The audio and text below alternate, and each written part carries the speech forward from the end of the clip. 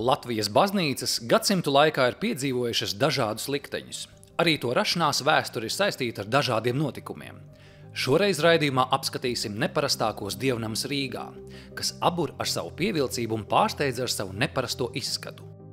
Otrā raidījuma sērija – Latvijas sakrālais mantojums – neparastākie Latvijas dievnami Rīgā. Rīgā Čiekurkalna pirmajā līnijā atrodas kāds neparasts dievnams. Nejaušam garām gājējam iespējams nav nejausmas, ka šī netipiskā ēka kalpo draudzes vajadzībām. Baznīca uzcelta 1928. gadā kā lūgšanu nams, kur vienlaicīgi atradās arī dzīvokļi nespējniekiem un draudzes locekļiem.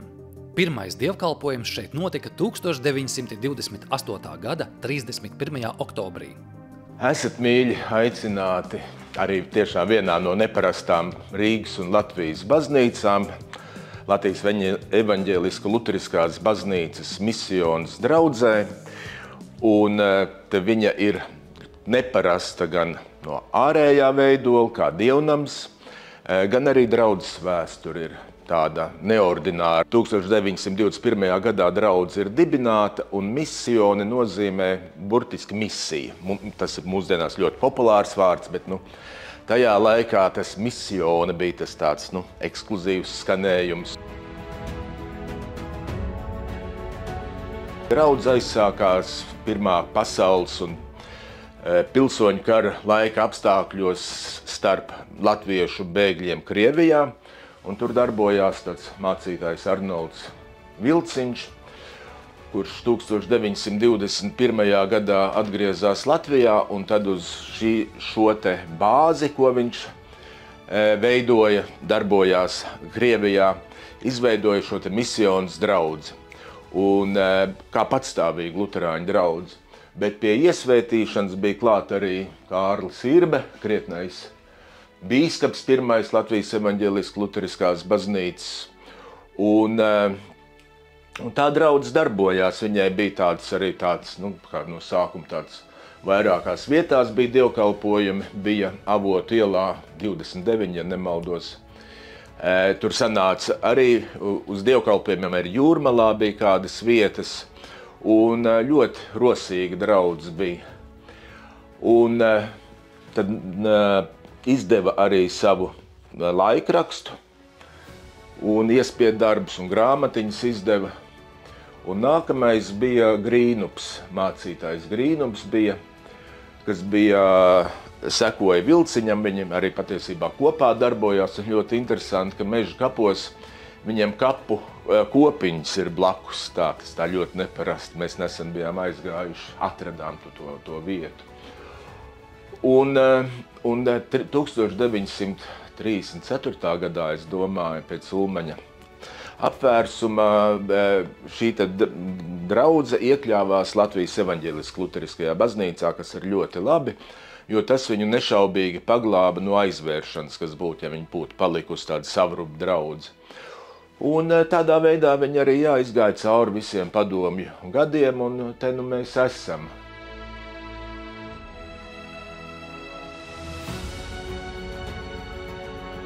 Un tas unikālais, kas ir šajai baznīcai, tas ir viss tā dekoratīvās apdares ansamblis, kurš 2017. gadā tika iekļauts arī valsts kultūras aizsargājamo pieminekļu sarakstā kā unikāls mākslas piemineklis. Un to ir veidojis būtībā viens cilvēks, Oļģerts Miķelsons, kurš ir dzimis 1927. gadā un miris 2019. gadā. Viņš ir beidzis būvniecības tehnikumu, un viņš arī studējis teoloģijas seminārā, kur gan nav beidzis, un šeit viņam darbība sākusies aptuveni 80. gados. Pamatā viss šis dekoratīvās apdares ansamblis ir veidots nepilnu 30 gadu laikā, pārsvarā pagājušā gadsimta 80. un 90. gados.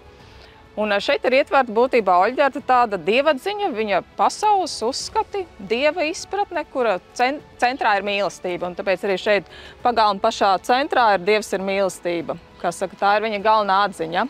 Oļģerts Miķelsons nodzīvoja garu un bagātu mūžu. Sasniedzot jau 90 gadu vecumu, viņa entuziasms pret misionas baznīcu nebeidzās. Mākslinieks šeit ir ziedojis gan savu laiku, gan atstājis paliekošas vērtības un sniedzis atbalstu ikvienam. Oļģerts 90. gados šeit kalpoja kā diakons. Tā kā viņš bija garīdznieks, šeit arī ir. Draudz, protams, viņu sauc, kā uzskatīja par mācītāju. Un, jā, tā kā Oļģerts ir bijis ļoti daudzveidīga, daudzpusīga personība, gan mākslinieks, gan garīdznieks. Viņam bija ļoti plašas intereses, viņš bija ļoti darbaspējīgs. Kā Oļģerts pats teica, viņam vajadzēja ļoti maz miega. Salīdzinoši viņš varēja dažas stundas gulēt un atkal darboties, veidot savu mākslu vai lasīt grāmatas, rakstīt. Viņam ļoti rakstīt arī patika, ne tikai sprediķus, bet arī savas kaut kādas pārdomas vai savas atklāsmes. Tas viņam bija ļoti svarīgi. Tā kā viņš nodzīvojis ražanu mūžu, kā es teicu, viņš arī ir Majoros, kad dzīvoja, arī tur ir veidojis šādu lielu objektu, dekoratīvu māksliniecisko apdari ēkai, kurā viņš dzīvoja. Un tad no 80. gadiem viņš šeit Misjonas draudzē darbojies gan aktīvi kā draudzes loceklis, gan bijis arī draudzes vadītājs kādu laiku, gan diakons, gan mākslinieks, kas šo namu ir padarījis īpašu tieši ar savu mākslu. Viens no sākotnējiem Oļģerta Miķelsona darinātajiem darbiem ir redzams uz ēkas sienas starp lielajiem logiem, kur ir attēlota jaunā Jeruzaleme latviskās ainavās. Oļģertam darbos ir daudz, kur atsauces uz Jāņa atklāsmes grāmatu. Arī šeit ir rakstīts, es nāku drīz un mana alga līdz ar mani. Maziem burtiņiem varbūt pa gabalu to tik labi nevar redzēt. Un tas ir veidots šis lielais pano 80.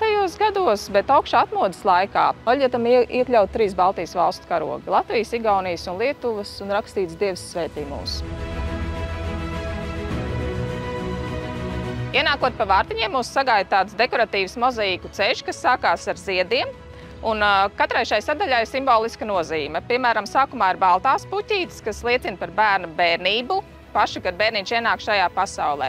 Tad cilvēkam pieaugot mainās puķīšu krāsa, ir dzeltenās, ir zilās, ir sarkanās puķītes, kas jau ir cilvēka tāds pilnbrieds, un tad kādā brīdī starp puķiem parādās akmens. Un Oļģerts, kā to teica, tas jau ir tāds dzīves smagums, nopietnība. Tālāk ir arī krusts, kas ir vairāk domāts kā cilvēka tāda savu mērķu un misijas apzināšanās dzīvē. Un tālāk aiz šīs krustu sadaļas ir liels gabals ar dekoratīviem tādiem krāsainiem augļiem, kas ir cilvēka dzīves rudens. Un šis mozaīka ceļš beidzās baznīcas durvju priekšā, kur ir liela saule debesīs. Un Oļģerts teica, tā ir debesu valstība, bet Oļģerts vienmēr teica, ka debesu valstība tā ir mūsos katrā pašā iekšā. Pie baznīcas atrodas arī mākslinieka veidotais zvanu tornis, kurā attēloti daudzi simboli, katrs no tiem ar savu nozīmi un vēstījumu. Tas ir viņa veltījums Jēzum Kristum. Un uz katru no torņa balstīm tāpēc ir rakstīts ar viens vārds, mana mīļā pestītāja tornis. Tornis ir pabeidts 1996. gadā un iesvētīts.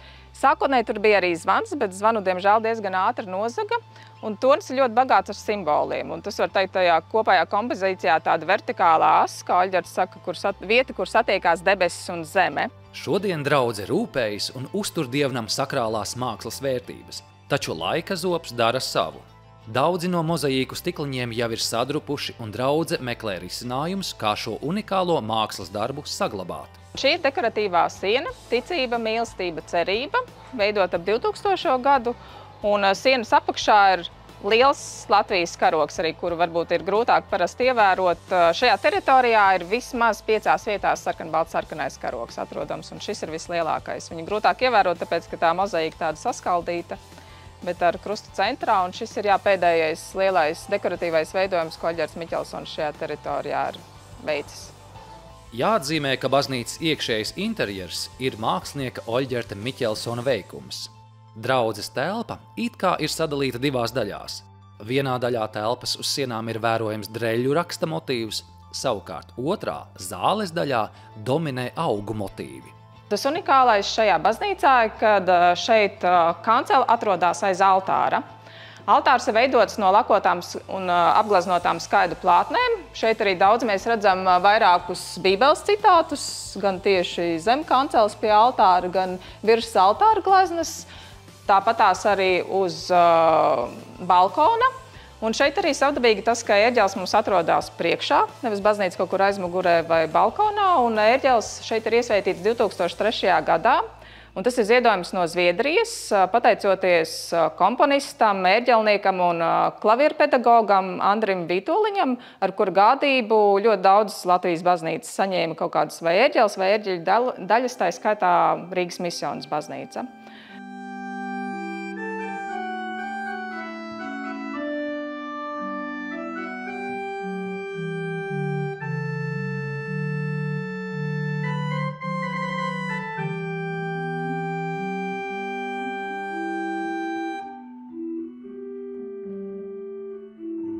Tagad mūsdienās ir tāds liels notikums, ka šitādu grāmatiņu, laikam pēc kādiem 60 gadiem, Misijas draudze atkal ir izdevusi grāmatu. Tā ir mana grāmata, kas saucās Brāļu draudze, kas ir par mācību, teoloģiju, tradīcijas un tā tālāk. Tā nav. Un izdevējs ir, tieši Misijas draudze ir izdevējs. Un tā kā, tāpēc, ka es esmu saistīts ar Brāļu draudzi, tad pie mums arī dažādas aktivitātes ir arī tādas kā bībeles stundas un izvērsts. Un arī Brāļu draudzes saiešanas reizi mēnesī notiekās. Un tāpēc tas jērs ir simbols, un tur baznīcā mums arī šis jēra simbols ir ielikts iekšā. Tas moto ir mūsu jērs ir uzvarējis, sekosim viņam. Un šis konkrētais karogs ir pabijis arī Rīgas jēra kalnā dažādos lielos kristīgos pasākumos. Un tas ir, lai zinātu skatītāji, ka tas ir Dzeguškalns. Viņam tas senākais nosaukums ir Jēra kalns. Tā kā mums un arī Valmierā ir Jēra kalns, kur arī patiesībā sākās lielā atmoda, viena no lielākām pasaules vēsturē, kas tieši 1739. gada vasaras svētkos sākās. Šodien ik viens var sajust, redzēt un novērtēt Oļģerta Miķelsona radītās mākslas vērtības, kur katrā mozaīkas gabaliņā ir savs stāsts, sava iecere un savs idejas atspoguļojums, pudeļu stiklus, flīžu fragmentus un akmeņus Oļģertam gan piegādājuši daudzie draugi un paziņas, gan arī pats viņš tos vācis kopā, kā piemēram oļus, vedis no Jūrmalas neskaitāmās smagās somās, kas šodien vienkops rotā baznīcas ēku un neskaitāmos iekšpagalma ornamentus.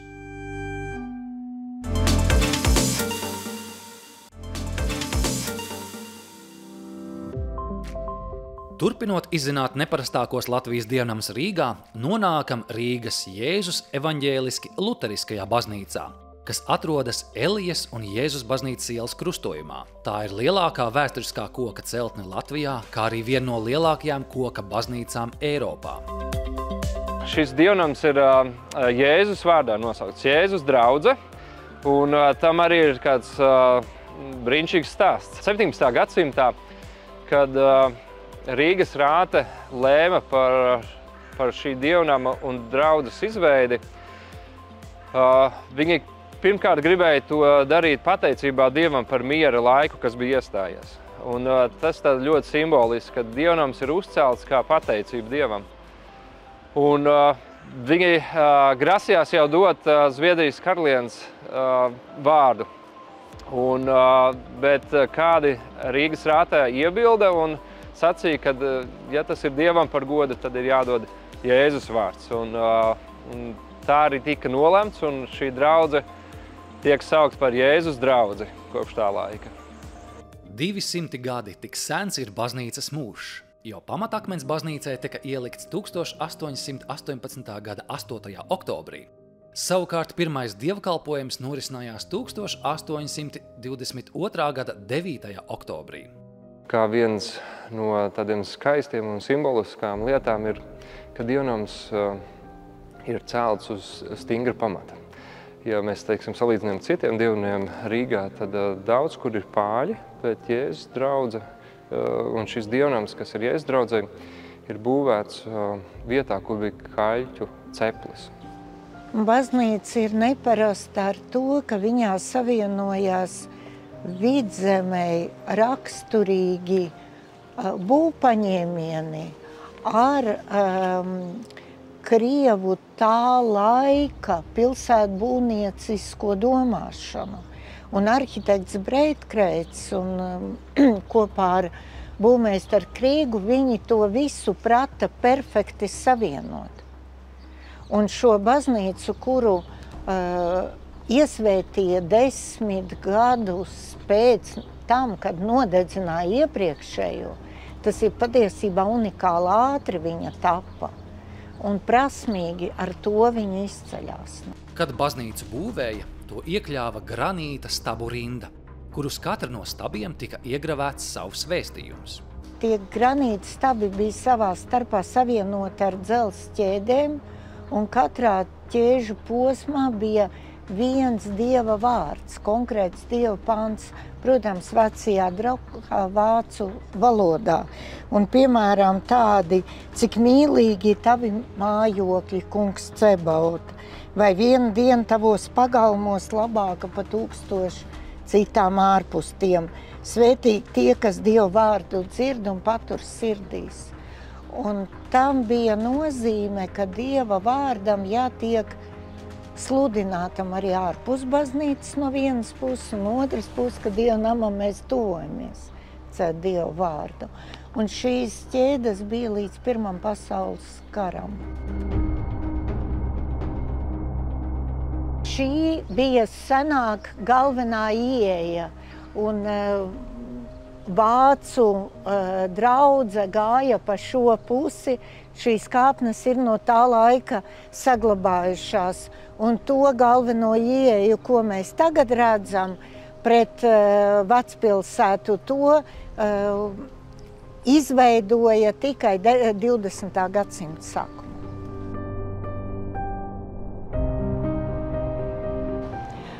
Šo ieeju izveidoja arhitekts Kundziņš 1938. gadā, kad atkrita pilnīgi vajadzība pēc tām līķu ratu telpām, kas te bija. Un tad izveidoja šo galveno ieeju, kura mūs uzreiz ved uz altāri. Šī ir Jēzus baznīca, un Jēzus mūs jau gaida. Šis vestibils ir tiešām speciāli veidots, tās kolonas ir ieliktas papildus, lai varētu centrēt visu uz Jēzu. Esošā baznīca ir 4. Jēzus draudzes dievnams. No iepriekšējiem dievnamiem līdz pat mūsdienām draudzē ir saglabājušies tādi sakrālā mantojuma priekšmeti kā vakarēdiena trauki un skulptūras, kas novietotas draudzes telpā. 2 eņģeļi, kas ir redzami virs altāra retabla, ir acīm redzot saglabājušies no iepriekšējās baznīcas. Viņi ir senāki par šo baznīcu. Un vienam rokās ir gaismas lāpa, otram ir biķeris.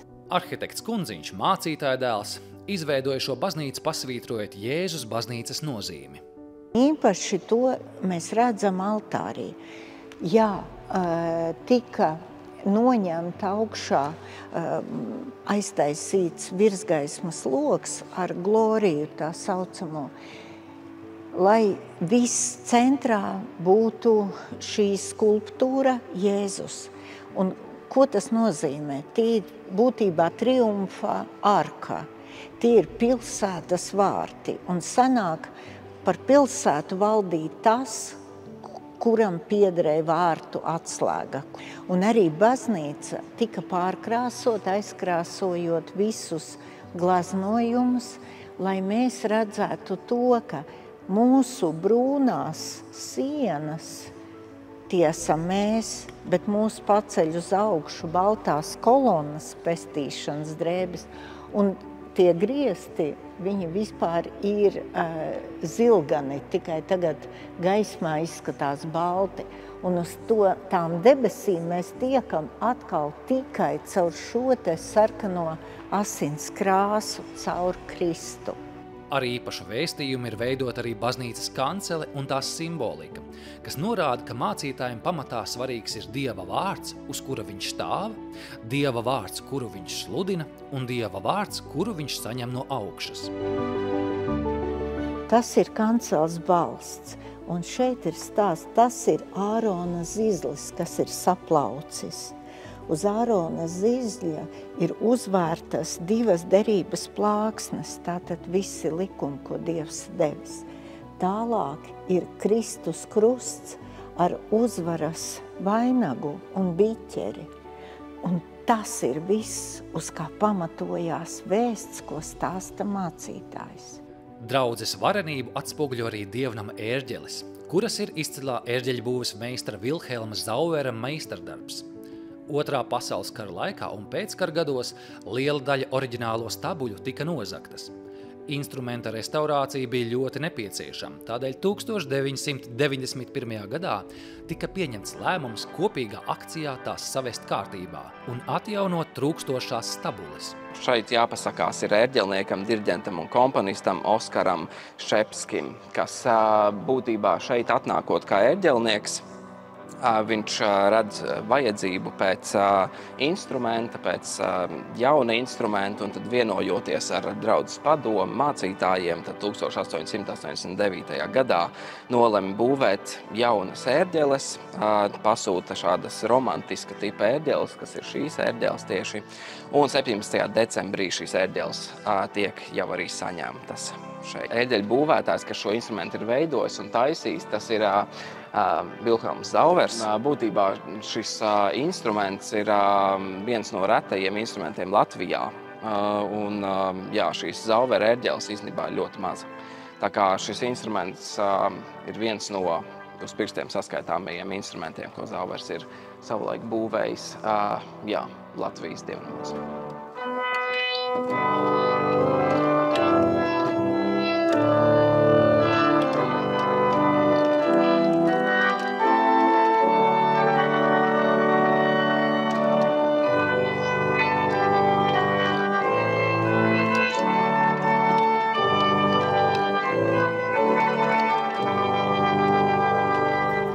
Ērģeļu skanējumu paspilgtina arī draudzes koris, kas vienmēr ir klātesošs gan dievu kalpojumos, gan arī draudzē nozīmīgos notikumos, un, protams, viens no dievnam nozīmīgiem elementiem ir zvans. Šis zvans ir izlietas 1922. gadā. Pirms tam šeit atradās divi zvani, viens lielais zvans un viens kapu zvans, bet tie Pirmā pasaules kara laikā tika aizvest uz Krieviju. Un tā arī neatgriezās pie draudzes. Un tad izlēja šo zvanu.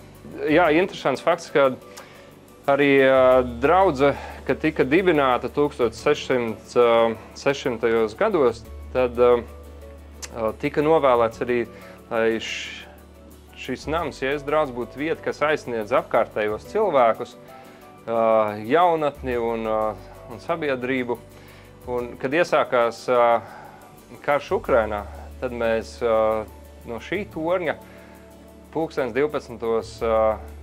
Veselu gadu un vairāk mēs atskaņojām Ukrainas himnu. Jā, viņa bija, mūsu diriģents Henrijs bija viņa sataisījis ierakstītu audio failu, bet tas bija zvanu skaņas, kas izspēlēja Ukrainas himnu. Un tad mums bija daudz cilvēku, kas nāca no apkārtnes, teica, brīnišķīgi, skaisti, jā, tas ir ļoti vajadzīgs un nepieciešams. Šodien, ieejot Jēzus baznīcā, ir uzraksts "Glabā uzticēto mantu", kas ir kā apliecinājums, ka šis unikālais meistardarbs ir radīts ar mērķi, lai to spētu saglabāt un tālāk nodot no paudzes paudzē.